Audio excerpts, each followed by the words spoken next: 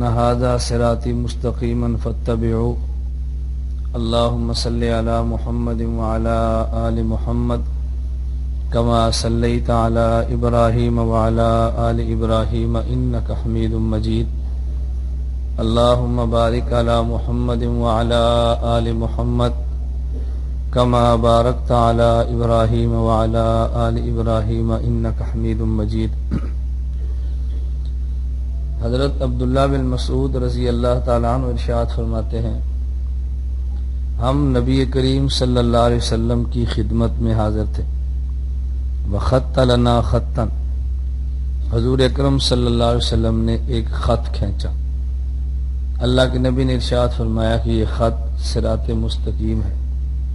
وخط عن یمینہ خطوطا وخط عن یسارہ خطوطا، نبی کریم صلی اللہ علیہ وسلم نے کچھ خطوط دائیں جانب کھینچے، کچھ خطوط بائیں جانب کھینچے، اور حضور اکرم صلی اللہ علیہ وسلم فرمایا، هذه سبل على كل سبيل منها شیطان يدعو الیہا، ان راستوں میں سے ہر راستے پر ایک شیطان موجود ہے جو لوگوں کو ان راستوں کی طرف بلاتا ہے۔ نبی کریم صلی اللہ علیہ وسلم نے خط مستوی کو صراط مستقیم فرمایا اور ٹیڑھے خطوط کو خطوط ضلالت فرمایا۔ ہم خط ہدایت پر چلنے کے پابند ہیں اور خطوط ضلالت سے بچنے کے پابند ہیں۔ اہل سنت والجماعت ہر نماز میں اللہ رب العزت سے یہی دعا مانگتے ہیں، اہدنا الصراط المستقیم، اور یہ دعا اپنی مرضی سے نہیں مانگتے، اللہ رب العزت کے حکم سے مانگتے ہیں۔ اللہ اگر کوئی چیز عطا فرمانے کا ارادہ نہ کریں تو اللہ وہ چیز مانگنے کا حکم ہی نہیں دیتے۔ مدرسے میں طالب علم داخل ہوتا ہے تو اعدادیہ اور متوسطہ والے سال اساتذہ اس کو رخصت مانگنے کا سلیقہ سکھاتے ہیں کہ اگر چھٹی لینی ہو مدرسے سے تو یوں لکھا کرو، بیماری ہو تو یوں لکھا کرو۔ اگر محتمم کا طالب علم کو چھٹی دینے کا ارادہ ہی نہ ہو تو بلا محتمم یہ درخواست لکھنے کا طریقہ بتائے گا؟ یہ اس لیے سکھاتے ہیں کہ تمہیں مانگنے کا سلیقہ آئے اور پھر تم مانگو تو تمہیں آسانی کے ساتھ چیز مل جائے۔ کبھی آدمی سلیقے سے مانگتا ہے تو چیز جلدی ملتی ہے، بغیر سلیقے کے مانگتا ہے تو چیز جلدی نہیں ملتی۔ میں علماء کی زبان میں کہتا ہوں، سلیقے کے ساتھ مانگنے کا نام توسل ہے۔ عوام کو سمجھائیں کہ وسیلہ کسے کہتے ہیں۔ بسا اوقات ہم علمی چیزوں کو اصطلاحی انداز میں عوام کے سامنے پیش کرتے ہیں، عوام کے پلے کچھ نہیں پڑتا۔ ہماری مجبوری ہوتی ہے کہ ہم نے درسگاہوں میں اصطلاحات ہی پڑھی ہوتی ہیں اور اصطلاحات کا اپنے لفظوں میں ترجمہ کرنا نہیں جانتے، پھر بڑی مشکل پیش آتی ہے۔ اگر آپ توسل کا معنی عوام میں یہ کر لیں کہ سلیقے کے ساتھ مانگنے کو توسل کہتے ہیں تو میں نہیں سمجھتا عوام پھر وسیلے کا انکار کرے۔ ہم کبھی وسیلے کا ترجمہ اس انداز میں کرتے ہیں کہ منکرین وسیلہ کو ہمارا رد کرنا بہت آسان ہوتا ہے، اور اگر آپ طرز یہ اختیار کر لیں تو پھر رد کرنا بڑا مشکل ہوتا ہے۔ میں ایک مثال اور دیتا ہوں، مثالیں تو بہت ساری ہیں، میں ایک مثال اور دیتا ہوں۔ سلیقے کے ساتھ مانگنا، اس کا نام توسل ہے۔ اللہ رب العزت اگر نہ دینا چاہیں تو اللہ مانگنے کا سلیقہ ہی نہ سکھائے۔ یہ سورۃ الفاتحہ اللہ نے ہمیں مانگنے کا طریقہ بتایا ہے۔ مستشرقین نے اعتراض یہ کیا کہ مسلمان یہ کہتے ہیں کہ قرآن کریم اللہ کی کتاب ہے، جبکہ دلائل بتاتے ہیں کہ اللہ کی کتاب نہیں ہے۔ ان دلائل میں سے پہلی دلیل پہلی دلیل ہے بسم اللہ الرحمن الرحیم الحمدللہ رب العالمین۔ یہ اس بات پر دلیل ہے کہ اللہ کا کلام نہیں ہے۔ جو ہمارا مد مقابل ہے وہ دلائل سے خالی نہیں ہے۔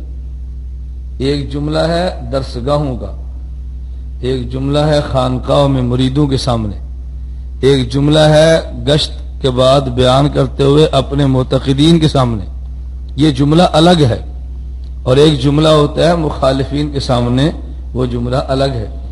یہ جو ہم جملہ استعمال کرتے ہیں کہ ہمارے بزرگوں نے فرمایا ہے، یہ جملہ ان کے لیے ہے جو بزرگوں کے معتقد ہیں، ان کے لیے یہی جملہ کافی اور وافی ہے، مزید دلیل کی ضرورت نہیں ہے۔ لیکن جو آپ کا معتقد نہیں ہے اس کو تو اعتراض ہی یہ تھا کہ تمہارے بزرگ بھی غلط ہیں، بزرگوں کا فرمان بھی کفر ہے، اس کو بلا آپ قائل کر سکتے ہو کہ ہمارے بزرگوں نے یوں فرمایا؟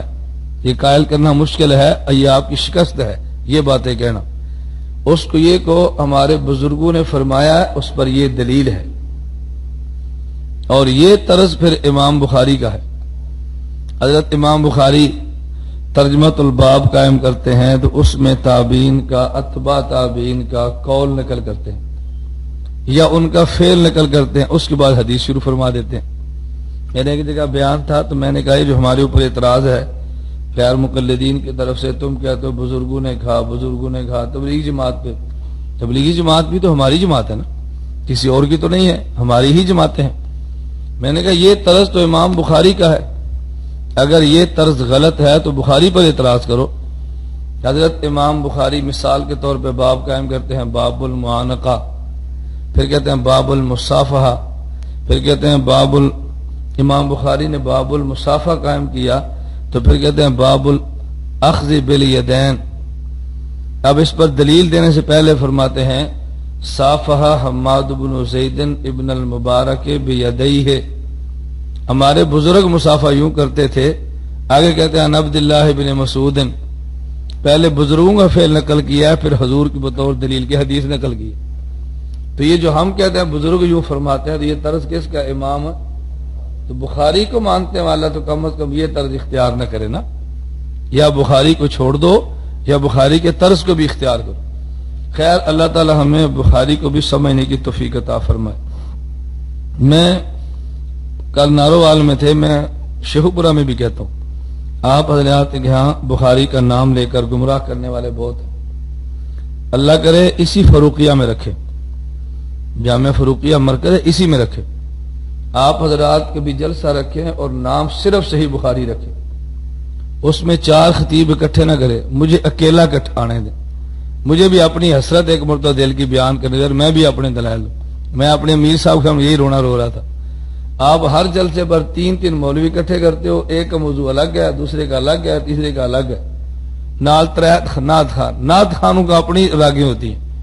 اب قوم سمجھے تو کیا سمجھے، میں اپنی بات نہیں کرتا، جس موضوع پہ بیان کرانا ہے اس موضوع کا ایک خطیب بلا لو، اسے کہو بھائی تو گھنٹہ بیان کر لے، 1.5 کر لے، 2 گھنٹے کر لے، اس کے بعد جو چٹیں آئیں گی اس کا تو جواب دے، جو خطیب اس کے لیے تیار ہے بلائیں، جو نہیں تیار اس کو جواب دے دے، تو پھر انشاءاللہ علمی خطیب آپ کے سٹیج پر آنے شروع ہو جائیں گے نا، آپ دیکھو پھر مسئلہ کیسے کھلتا ہے۔